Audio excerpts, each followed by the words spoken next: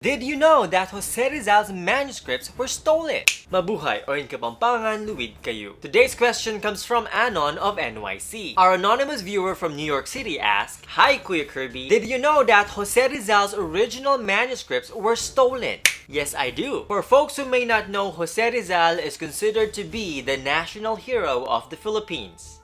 This guy.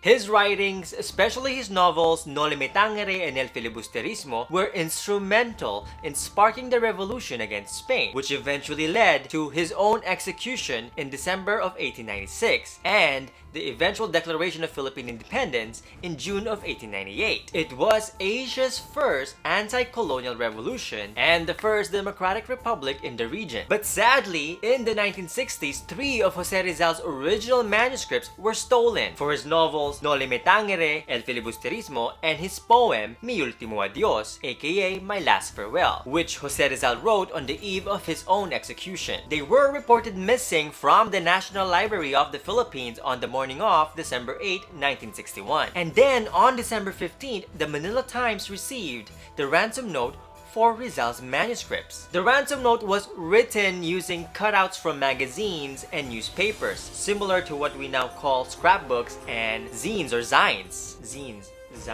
Anyways, the thief was asking for 1.4 million pesos from the Philippine government in exchange for the return of Rizal's original manuscripts. And then on February 1st, 1962, the National Library of the Philippines received a package containing the broken and empty frame that once held Rizal's own Mi Ultimo Adios, as a proof that the thieves were not bluffing. The task to recover the manuscripts then fell upon the newly appointed Secretary of Education of the Philippines, the young and dashing Alejandro Anding Roses, my grandpa's own cousin. Tio Abuelo Anding personally met with the thief a couple of times, 3 times to be exact, to negotiate the return of the manuscripts. He secretly met with the thief alone, with no police escorts, no bodyguards, nor any other form of security. The thief was later identified as Nilo Cabrido Idasa, and in the saga that followed, Tio Abuelo Anding used his charm, cleverness, and humor to gain Nilo's confidence. He eventually convinced Nilo to lower the ransom from 1.4 million pesos to just 100,000 pesos. By risking his own life, and by getting to know the thief, and by connecting with him as a human being, by not immediately criminalizing or vilifying Nilo, Tio Abuelo Anding was able to recover all 3 manuscripts for free. Not a single centavo was spent to recover all 3 historic artifacts. In fact, if anything, the only money that was spent was out of Anding's own pocket, for gas money to drive around while negotiating, and for buying Nilo a soft drink or a soda during one of their meetings. That was it. In the end, Nilo asked Anding Roses for a government job, and to help him get a full scholarship to study medicine at the Far Eastern University in the city of Manila. Tio Abuelo Anding tried to help the thief get back on his feet, but sadly, Nilo did not have any of the paperwork needed to pursue either of the options. Nilo was eventually arrested and convicted for theft,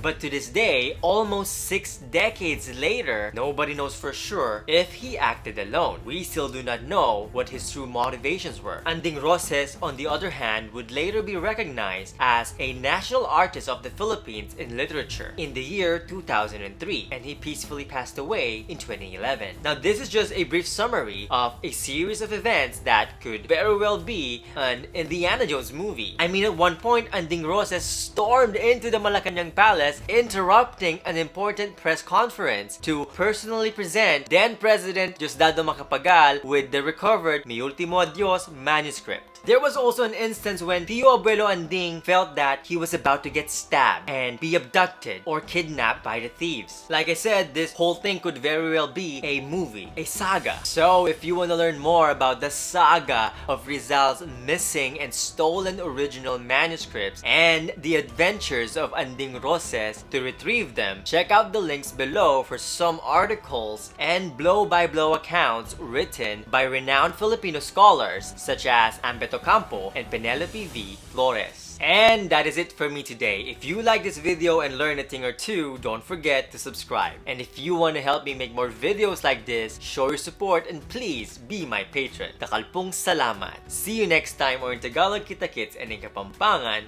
Mikitix.